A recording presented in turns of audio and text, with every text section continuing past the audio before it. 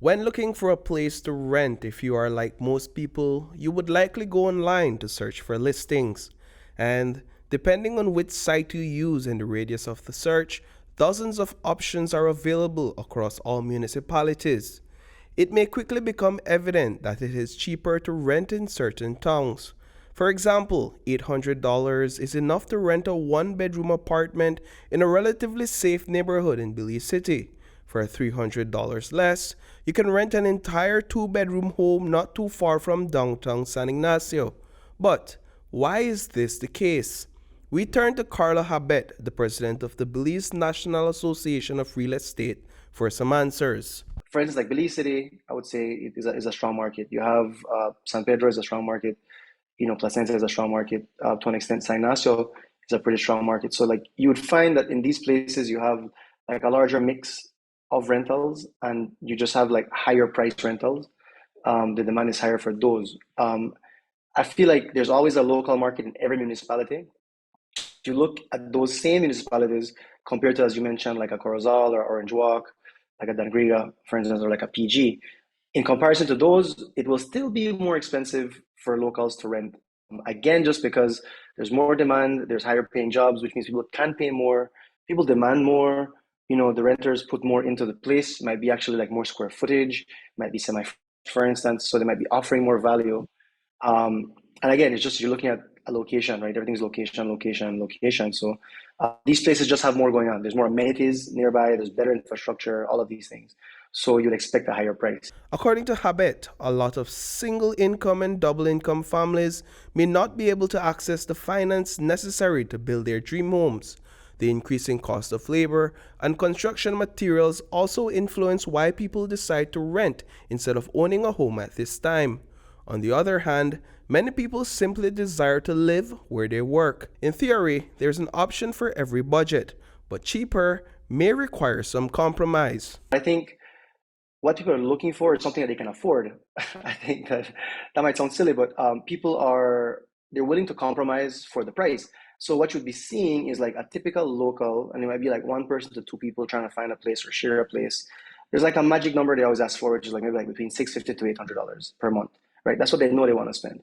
They might be going out there with an idea that this thing could be a 3 bedroom, and in some cases it can be, and I think too, we're representing agents, obviously, and I think with agents you're going to get probably the highest price you can get for your place, but sometimes that takes some more time. But know that if you just jump on like Belize Buy and Sell and these kind of sites like on Facebook, people are doing consumer to consumer transactions, right? And those are sometimes faster and cheaper. They're usually cheaper, and that's what it is. Again, people they have their budget, and then they can get it met. So, who determines the cost of rent?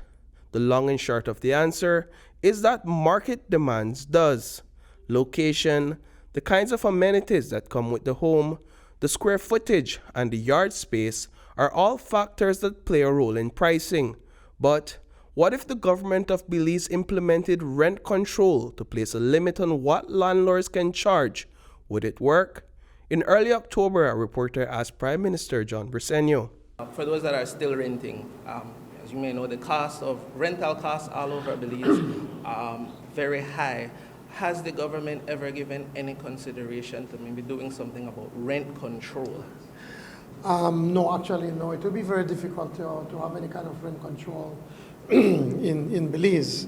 But I think that what we can put in place, or I think that the renters need to be aware of that there's a process when they are not paying their rent and how they can take them out from their homes. Because in some instances, some unscrupulous building owners would change the lock or cut the water, cut the light. Those steps are illegal. There's a legal process to follow. So from that end, yes, I think we need to find or ensure that our citizens know what are their rights.